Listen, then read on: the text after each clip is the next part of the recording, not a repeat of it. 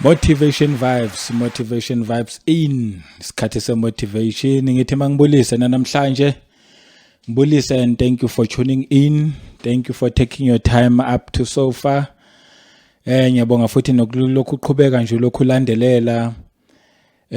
Please ngithi ngibulisa nje ngiphinde futhi ngicele ukuthi engathi lento singalokho seyiqhubekisa nakwabanye sibenze nabo babe aware ukuthi kuna something efana nale motivation for everyone, of course, for everyone out there. This is motivation, into engakukhuthaza, into engakuthatha from one step to another step, kanti ke futhi ke asikho step esingabalekanga empilweni. So this also I believe mina ukuthi kuwo wonke nje umuntu ibalekile. Ngithi ke mangibulisa nje kuwo wonke umuntu. Thank you once again. I-topic yanamhlanje ngiyanje mangabe ngifunda iBhayibheli ngavele ngathola i-topic yanamhlanje. Khona nje lapha engingahlangana khona nencwadi kaDuteronomy chapter 1, even though ngeke ngiyifunde ngizokupha nje ukuthi wena usifundele usu free, even namanje ungasifundela, but ikuDuteronomy chapter 1 lapha ku verse 6. Khona la uNkulunkulu ayekhuluma khona noMose entabeni yaseHoreb. Uthi uNkulunkulu mayekhuluma noMose entabeni yaseHoreb uthi you have dwelt long enough in this mountain. Ekhuluma noMose nabantwana bakwaIsrayeli. So ngiyangathi uma ngabe ngibheka ngabona ukuthi yazi this is something. Especially uma ngabe lithi futhi bebehlele entabeni. Yazi mangabe ubheka kwincwadi kaMatthew. Incwadi kaMatthew inokukhuluma lapha yana futhi nje zonke Matthew, Mark and Luke ziyakhuluma ngokuthi uJesu wakwatshela abafundi bakhe wathi you can tell this mountain to move and be thrown into the sea, but only if you have faith. So this mountain mawuyibhekisisa kahle is anything a mountain kuwena, anything. So no uma ngabe ngifunda la kulokhu ngana ku Deuteronomy uthi uNkulunkulu sohlale kakhulu kulentaba, and it means lentaba it's one of their, yes kwakuyintaba, but it's one of iphathi eyababambezela ukuthi mabahlale kuyona isikhathi eside, behleli kuleyo ndawo leyo due to whatever problems ke eyabenza ukuthi kodwa bahlale khona lapho. So bahlala baze bahlala kakhulu in such a way yokuthi azathi uNkulunkulu sewuhlale kakhulu kulentaba. So I felt like namhlanje ngeke ngikhulume nabantu asebehlale kakhulu eintabeni ezithile. Ziningi intaba esihlala kuzona. Intaba nje you can refer it to it as mountain, problem, challenge, whatever le ekwenza ukuthi ungakwazi ukumove on, because elifini mawungabhekisisa kahle we need to move, but some of us sisithole sesingakwazi to move on because of i-challenge ethile ozithole nawe nje umuntu wayithola usuhlangana nayo yavele yakubambezela wangakwazi ke manje to move on. But there is something good as mangabe ngilandelela, especially there is something good uma ngabe ukuthi yonke lento uyenza futhi kamnandi uhamba noNkulunkulu. I know abanye abantu ababelieve kuNkulunkulu, but mina I suggest ukuthi this is something good uma ngabe uyenza uhamba noNkulunkulu, because uNkulunkulu uyokuguide throughout the way, ngeke azakulahle, uyokuguide. Uma ngabe sewuhlale kakhulu ki problem ethile, ukuhlala kwakho kuyona kungakwenza ukuthi ugcine nawe soba affected ngandlela thizeni, God is there to guide you, akutshela ukuthi but lana sewuhlale kakhulu so usuncike kakhulu kule problem le, kanti bekumele ngabe manje sewumuvile kuyona, mhlambe ngabe sewenza ezinye izinto ezifa better than ukuhlala nje ungenzi lutho or ukubambelela kwe problem e1. So ngithema ngabe ngiyibheka ngabona ukuthi most yabantu sihleli kwi problem, whatever problem yakwenza ukuthi ubambezeleke ugcina ungasa movie, ugcina usuhleli ndawonye. For example nje abanye abantu abasebenzi kwaphela umsebenzi, kwanede nje kwaphela umsebenzi, wavele nje umuntu hayi life yavele yaphela nje kanjalo, kwabe sekuphelile because kwaphela umsebenzi. So lokho kuphela komsebenzi kwaba imountain kulowo muntu. Kanti uNkulunkulu besabeke something. Yazi njengoba ngisho nje ngithi bengifunda kuDeuteronomy chapter 1 verse 6. Kahle Maya 7 and 8 there is a story lapha ya. Cause uphinda athi uNkulunkulu kumele ngabe manje seniyamuva nihambe niyobhekana nezinye izintaba. Ayichazeke ke lezo izintaba kumele ngabe zobhekana nazo. Uthi uma ngabe futhi eyibeka kahle ukhuluma ukuthi ezinye zazo ziyehlela, ezinye zazo should like indlela ekhuphukayo, iphinde ibe indlela futhi eyehlelayo, iphinde futhi ibe indlela straight, but nje yona indlela ayikho straight waya or ayehleli waya, but kunalokho kukhuphuka, kunalokho kwehla, kunokuba straight kukhuphuke kwehlele. Yonke leyo nto mangayibhekisisa kahle vele ke it's part of life. I-life injalo, i-life ayikho straight. Uma ngabe khamba kahle yazi ukuthi anytime kusangabheda kungahambi kahle, mangaba khambi kahle futhi ngeke kuhlala kunjalo. Lento ungayifanisa nje nama seasons. Isizini njengoba isizini nesizini mayikhona ikhonelanga ukuzohlala forever. Isizini nesizini ikhonela ukuthi for that period bese yadlula kuze futhi another season nayo futhi azoba khona iphinde idlule. So most yabantu ngithi uma ngabe ngibheka mina bahlala kakhulu kwi-problem, kushuthi bahlala kakhulu kwi-season A1. Umuntu avela athi sekuphelile ngami, mina vela isekho indaba yami, mina vele sekuphelile isekho into engayenza. So leyo nto leyo iphenduka ibe i-problem, ahlale kakhulu. And isimangaliso uma ngabe ngibhekisisa kahle, abantu abaningi abantu bafela khona lapho kwi-problem A1. Like uma ngabe uyibheka mani, life is full of challenges. Awukwazi ukubhekana nenkinga eyi-1 bese uvele ya give up. Life is full of challenges. As long as sisaphila sohleze sinama challenges, noma singasabu kwa face lawa esisabu kwa face, but ayobe lokho khona nje nama challenges. Angeke azabaleke ukuthi ngoba because when uye wabalekela leya challenge le, mhlambe bekumele ngabe uqale something enye enkulu, vele nawe uthi mawuyibheka ivele ibe yi-challenge because that thing is very big. Nawe emqondweni yakho inkulu, is challenging. Bese wena uvele uthi no mina ngeke ngize ngiyenze le, this is too much for me. But that doesn't mean ukuthi uma ubalekele leyo challenge amanye ama-challenge empilo ngeke uzwathole. Ama-challenges nje wona lokho ehleze khona, noma ungathi senzani, as long as sisaphila kuyohlezi kunama challenges, kuphinde kuhambe kahle, kuphinde kwehlele, life nje yohlezi njalo.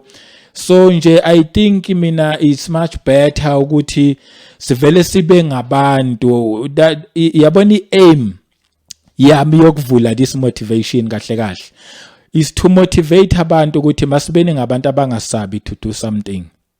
Masibeni ngabantu abangasabi to start whatever le oyiwishayo ukuthi ngathi ungayiqala. Yithi nje ube umuntu ovela ungasabi, ovele nje uvela uyenze. That was the aim yami yokuthi ngivule this motivation, especially when it comes to Christians. I've noticed one thing ukuthi thina abantu esingamaKristu uma ungakubhekisisa iningi lethu liyahlupheka. And lento leyo to me ivele yaba i-challenge ngalendlela leyo ukuthi I've questioned a lot ukuthi why abantu abangamaKristu iningi labo liyahlupheka. A few othola ukuthi baphila right, maybe abafundisi baphila right, na few ebandleni eliphila right, but in most cases even now abafundisi bakhona nabo uthola ukuthi nabo bayahlupheka. So that thing challenge me ukuthi why silandela uNkulunkulu onakho konke. uNkulunkulu yonke into idalwe uye, like ayikho into angayidalanga, everything idalwe uye, but kukho konke lokhu uNkulunkulu akudalile, laba bakholwa kuye, laba bamlandelayo ibona abahluphekayo. That's why mangakubhekisise kahle, abantu abaningi mawuqala batshela ngoNkulunkulu bakutshela straight ukuthi hayi leyo nto le into yabantu abahluphekayo, ngoba vele sengathi into yabantu abahluphekayo ukuthi once mawuhlupheka vele uzobalekela kuNkulunkulu vele kuba njalo ke mangabe izinto ehamba kahle vele simfuna uNkulunkulu but once kwabheda sibalekela kuye kodwa nayi into la engikhulumela lapha kwayo yileyo ukuthi uthi ke manje usuhamba naye usuyakholwa kuye uhamba naye like uyathandaza uyafasta you do everything ayikho like into ongayenzi wenza konke nje lokho okuthiwa kwenze makuthiwa thandaza uyathandaza makuthiwa uvuke nango12 ebusuku uyavuka nango12 uyathandaza makuthiwa fastani inyanga yokufasta lena nawe uyafasta senza konke but siyahlupheka kodwa sikhonza uNkulunkulu onakho konke yayibona lento leyo ukuthi kanjani so leyo nto leyo ithe uma ngabe ngingathi uma ngabe ngiyibheka that's why ngithi especially Christians ngoba iyang affecta I'm one of those Christians iyang affecta kakhulu then ithe mangabe ngiaffecta ngiphi challenge ngase ngithola ukuthi I reason yethu thina amaKristu mostly thina amaKristu siyamkholwa uNkulunkulu esingakaze sambona siyakholwa futhi izulu esiyakulona but uma ngabe sethu uNkulunkulu ke yenzani izinto ezithile siyasaba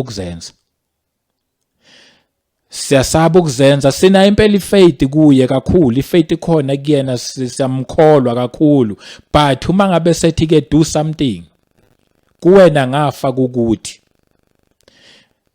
do something like uNkulunkulu angafaka emqondweni wakho akuphe iidea yokuvula istande uvula istande athi yazini njengoba nje uvula lesi stande uzoqala kancane but wena la uyakhona uya kwi supermarket nakhona IA1 but uya kuma supermarket all over around iAfrica angisakhulumi ngeSouth Africa but sengikhuluma ngeAfrica maybe and abroad but qala lapha phansi most yabantu not only Christians but most yabantu usiphila uNkulunkulu that mind usiphila uNkulunkulu lo mqondo but we do nothing because siyasaba sisabiswa yini imountain esibhekane nayo some of us imountain obhekane nayo icapital yokuqala that thing well if it's a business icapital yokuqala that business but wona ama-ideas uma ngabe usearcha deep even if awuna capital uma ngabe usearcha deep uzothola ukuthi ama-ideas of starting something until ube ne-capital ahleze khona phela i-problem ithina abantu maningi nje ama-challenges eswasabayo ukwafacer and leyo nto leyo igcina seyenza ukuthi senze ama-excuses ake ngibeke nje another example futhi edelelekile ke usengasho ukuthi anginayo icapital yokuqala something but uma ungathi abhekisisa kahle abantu bokufika la eSouth Africa sebeze basibonisile indlela yokuthi you can do something out of nothing bheka nje labantu abathatha amabhodlela nama-cupboard bawadonse la estradini in most cases sabadelela but benza i-recycling and bathatha izinto for free bahambe bayozithengisa benza i-recycling from there kunemali abayitholayo ngaleyo mali bese benza something so uyabona ukuthi out of nothing we can be something that's why ngithi ngenza nje example inkinga yethu futhi again sine pride kakhulu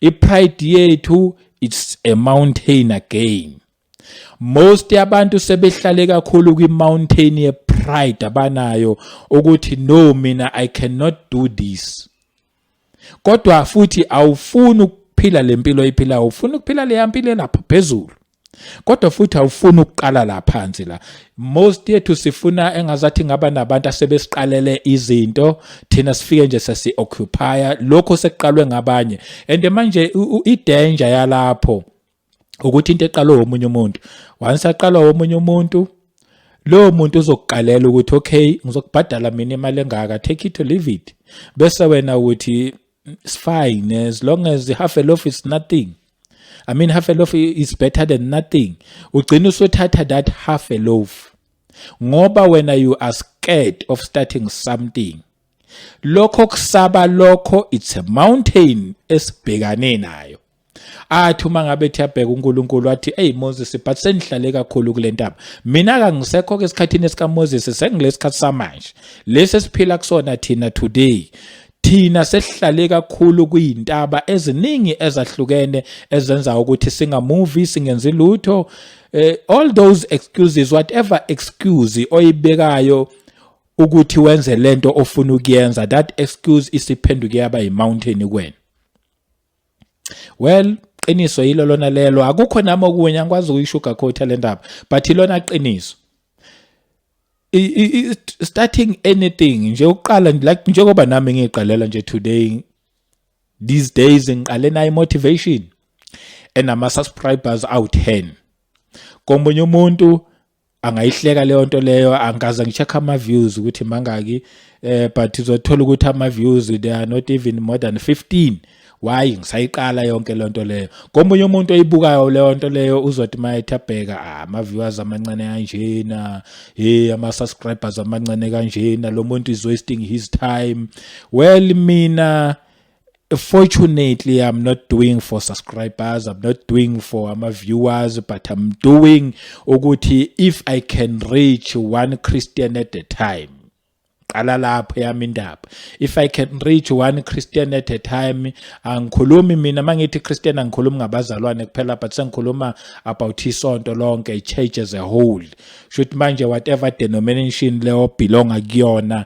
sengikhuluma ke nawe ke manje wherever la ubelonga khona isezayoni abazalwane amakatholika amaroma if I can reach one person at a time ukuthi azicheck yena deep inside acheck ukuthi what is it lento le embambezelayo yipi lento ephenduke yaba imountain kuyena lesivele yenza ukuthi avele ahlale because sonke we've got ideas sonke we want to do something but that mountain yavele nje yakuvimba wangenza lutho uthi ke kuma ngabe khuluma uNkulunkulu khona lapha yana ku Deuteronomy ngithe chapter 1 uzosifundela wena 6 7 and 8 those 3 verses uthi kusesenama yama mountain okumele ngabe sesifike kuona that's why uthi kubona isikhathi sokuthi nisukume manje nihambe kusesenama yama mountain okusafanele nwadlule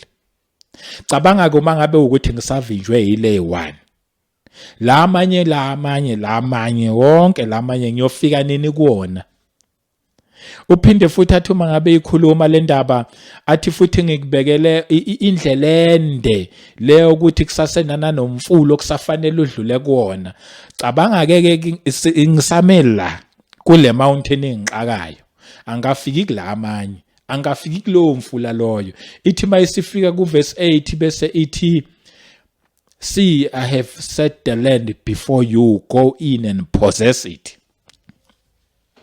kahle mangibheka mina because sizidalwa ikaNkulunkulu well I can't motivate ngaphandle kaNkulunkulu unfortunately motivation vele ihambisana noNkulunkulu ke especially when it comes to mina ke mina vele I believe kuNkulunkulu I believe kuJesu so my motivation vele izohamba noNkulunkulu then uNkulunkulu wadala abantwana bakhe not ukuthi bakhule bese bemandawonye but ubadalele ukuthi they must keep on moving from point A to point B to C up until uzofika ku Z as long as usaphila so why ngisho kanjalo ngithema ngabe ngwafunda lama verse lawa angivela nginikeza that clear picture ukuthi life is not easy ayikho futhi simple it's full of challenges not always challenges there is also happiness there is also joy there is also peace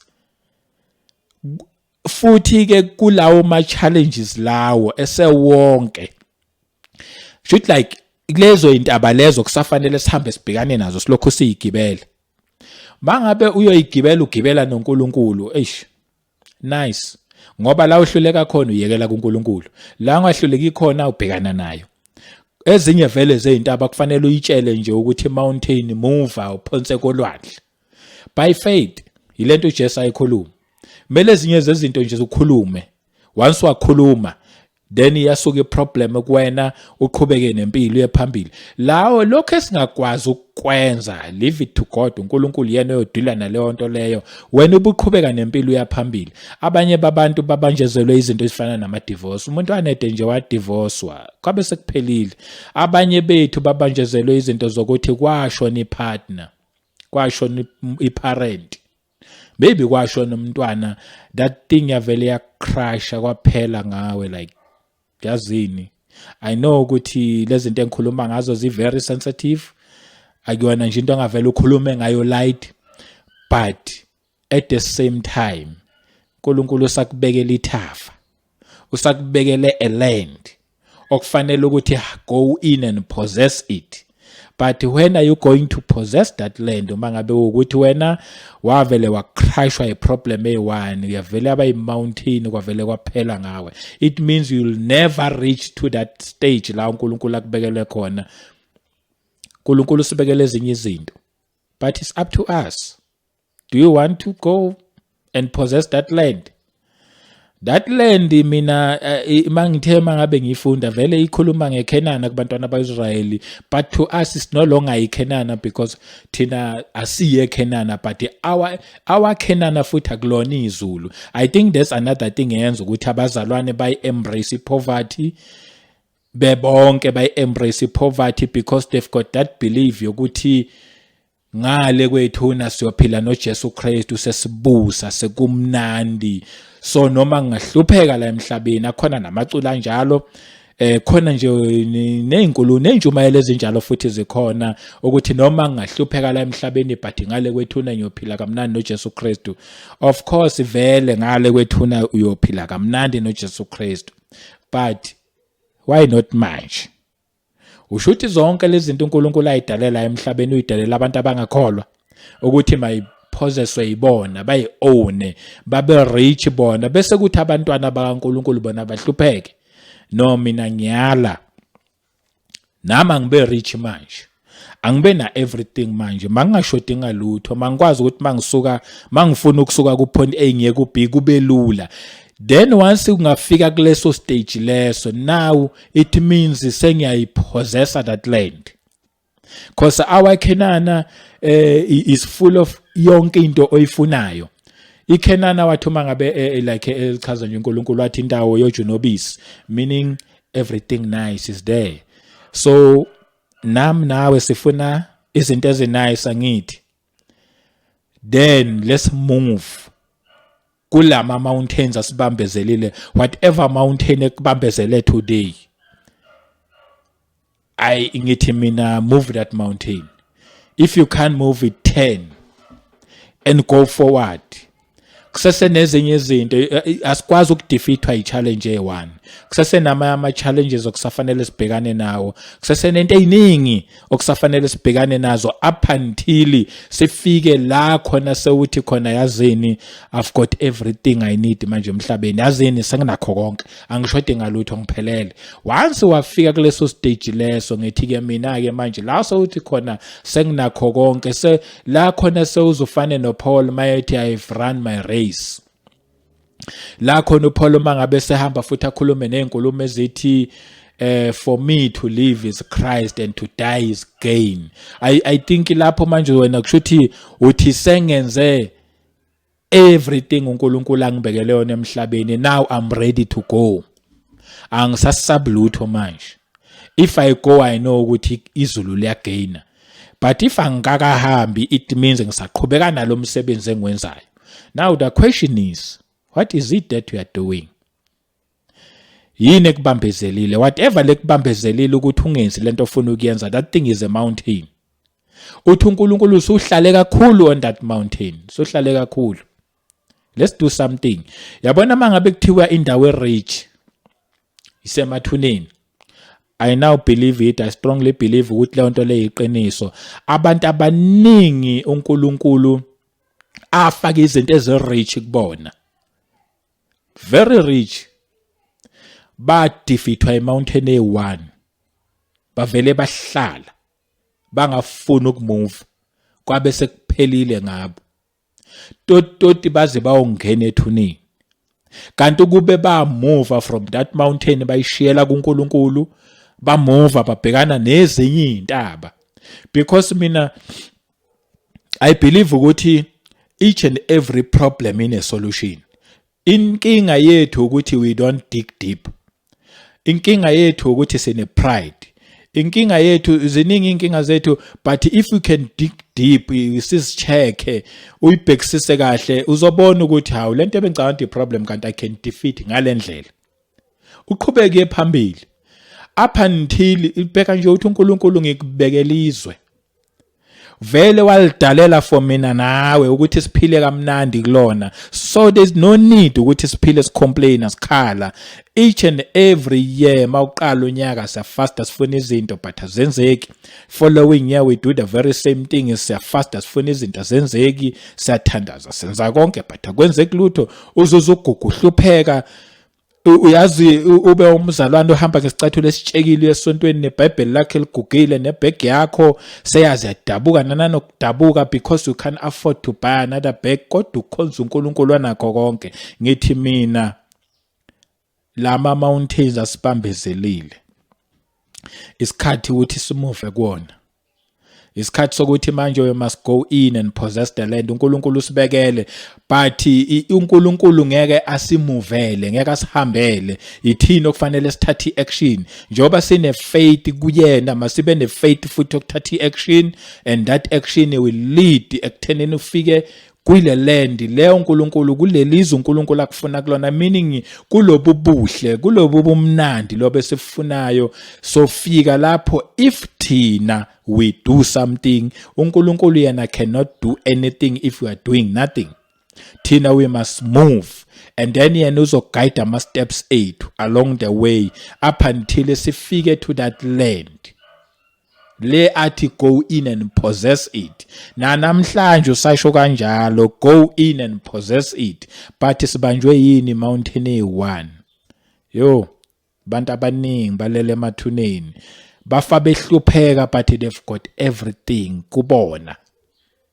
Bafa behlupheka bengenalutho. But kubona they had yonke into abayifunayo. Omunye wafe engenawo umhlaba. Athi lo umhlaba wami engiownayo, but lo mhlaba ewufuna wawukuyena ngaphakathi kuyena, kwakumele yena enze lezi zinto lezi uNkulunkulu ayefuna nje uthazenze, then ahamba yopossessa that land. Sometimes sinokulwa silwele izindlu for no reason, kanti sinazo kithi ngaphakathi, bekumele sisukume, move from that mountain. Sometimes sinokulwela even neland, kanti lelizwe selifunayo. Sometimes let it be a topic for another day. Kodwa nje into engayisho right now ukuthi uthi uNkulunkulu usewuhlale kakhulu to that mountain. Isikhathi sokumove. Whatever problem, don't dwell too much. Whatever challenge oyabhekana nayo, musukuhlala kuyona. Nathi sibhekana nama challenges each and every time. I'm recording this and I've got my own challenges, but I'm recording it, and ukuthi ngikwazi to move on. uNkulunkulu nje ongisizayo. Ngalawo mazwi ke nje bengithi let me motivate.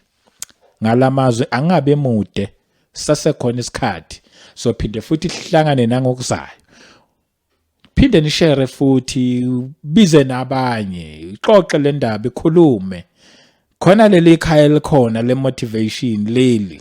Share it, comment, wamukelekile ukuthi ucommente. Anything nje oyifunayo wamukelekile. Ngiyabonga, thank you ukuthi ulalele up to this point. Thank you once again. Let's meet once again njalo ngama Mondays. It's Motivation Vibes In. Motivation Vibes In. Lelo gama nje silijwayele, Motivation Vibes In. Because we motivate one another. Now you can say something in my comment. Maybe you can say something in my comment. Eyosiza omunye umuntu ofunda ama comment. Athi mayethi yathi yo, yazi bengingamzwanga uMduduzi mayekhuluma la. Hey, but yeah, after reading this comment, sengiyam understand much better manje. So don't take lightly anything oyenzayo oyikhulumayo, like ungayibambi ngaphakathi kwena, voice it out. Uzomangala omunye umuntu osizakala noma engasakutshelanga ukuthi ngisizakalele, but yena uyobe sizakele. Maybe abanye bakutshela ukuthi ngalela langa wangisiza, abanye they won't tell you ukuthi ngalela langa wangisiza, but at the end of the day uyobe usize somebody. Peace. Siphinde sibonane.